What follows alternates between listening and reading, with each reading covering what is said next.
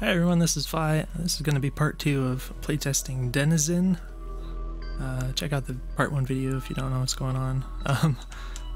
Just had to pause for a bit. The video hit about an hour and running low on disk space.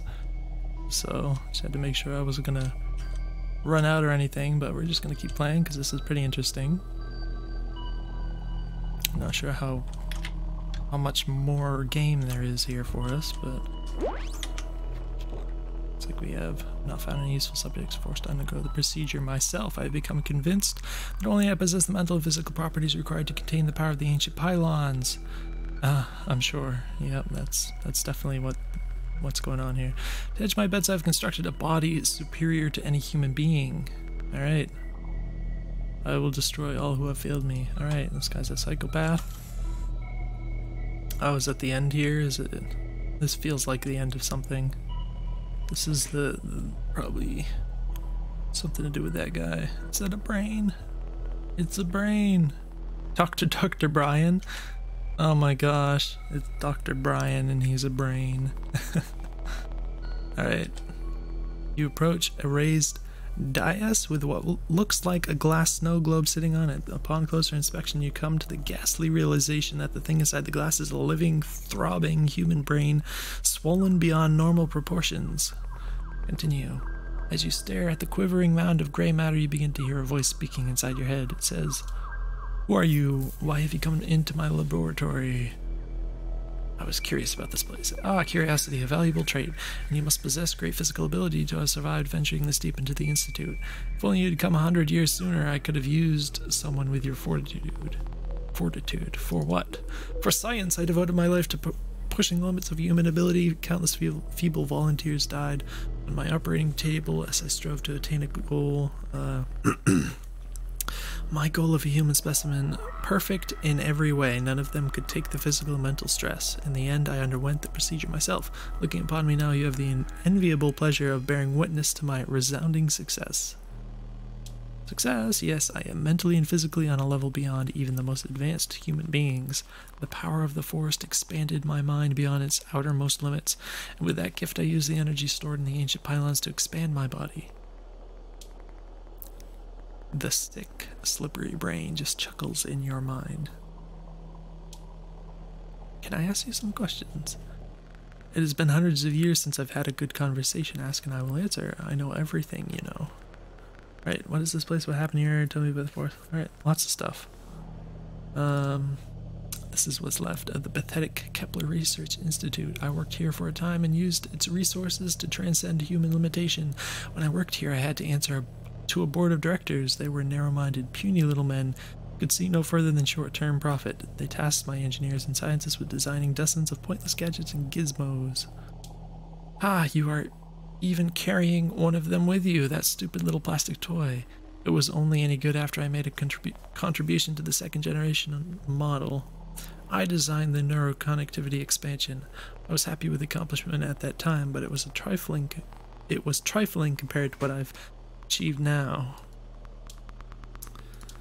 I killed everyone. With my research complete and my goals achieved, I no longer needed them. They were all useless anyway.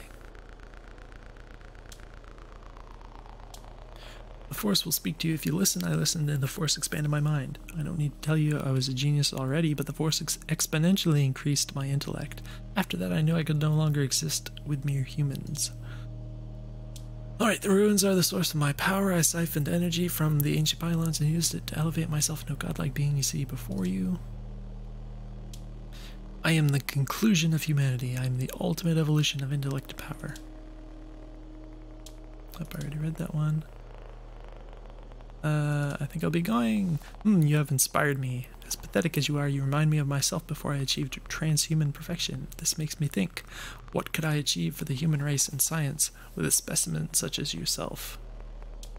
Yes, with your body and mind I could achieve an even greater amount of power. I can feel a familiar energy surrounding you. When the force expanded my mind, the feeling was like nothing else, and I sensed that same energy clinging to you like an odor. Well, congratulations. I will make you a part of me. You as an individual will cease to exist, but your life force will live on through me. You really should be flattered. I will be the greatest being in all the universe. I will become God. Alright. I'm shaking. He's gonna try and get me.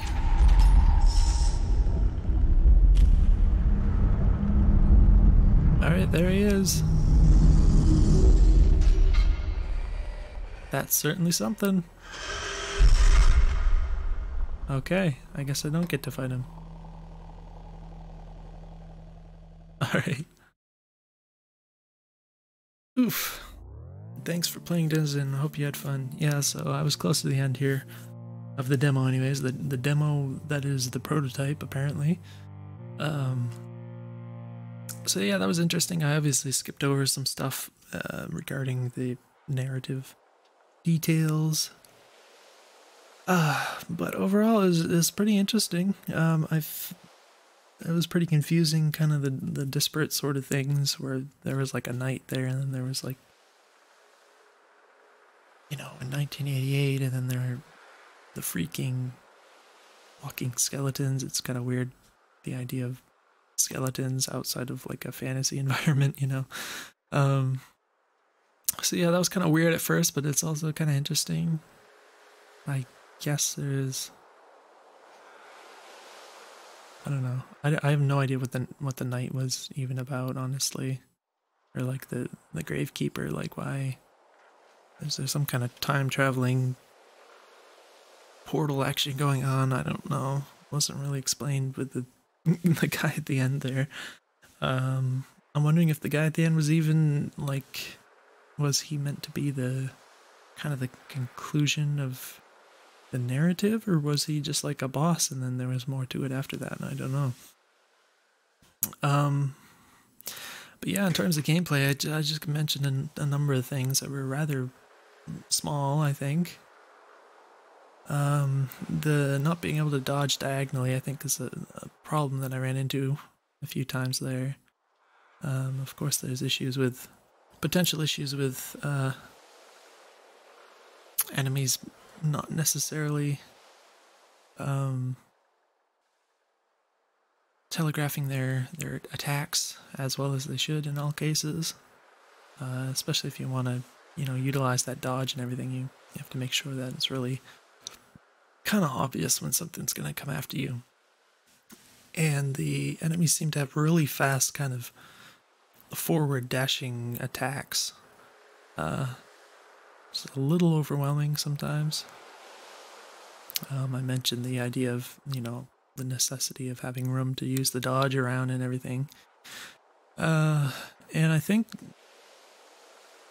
one of the biggest things is kind of what I mentioned at the start. I don't know if I articulated it well, but it would be nice if there was a way to manipulate the cone of fire a bit, especially with the pistol, because it's meant to be kind of an accurate weapon. And where it isn't really that accurate at a distance, which, you know, maybe that's intentional or whatever, but it would be nice to be able to get more accuracy out of it by manipulating the cone of fire, you know, when you're not moving, or when you're not shooting quickly, when you crouch, something like that, you know, be able to tighten that up a bit. Be nice to be able to do that sort of thing, I think. I didn't really like the axe weapon. I don't think that's very feasible to even use that in combat the way it was implemented, but yeah, I think in general it was a little confusing as far as the narrative goes, because of what I said, kind of the weird stuff kind of rammed together. I don't think it really, at least within the kind of small time frame, it didn't really come across as kind of a clear and cohesive kind of idea. I might suggest for a final version you kind of keep things more normal to start and kind of introduce kind of the weirder things a little more gradually, like the night guy in the beginning. That's just kind of, I didn't really know what to think of that guy, but that could be something to consider.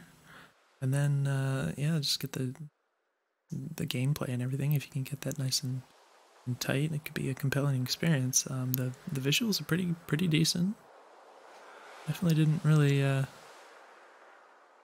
nothing was really that offensive visually, so that's pretty nice for such an early project. So yeah, that's definitely cool to see. There's some cool sounds. I think there could be a lot more audio feedback with things, especially with like enemies dashing towards you and stuff like that. So stuff to consider. But yeah, hopefully this video was useful to you. And yeah, definitely let me know if you have any questions. And otherwise, I'll see you guys in the next video.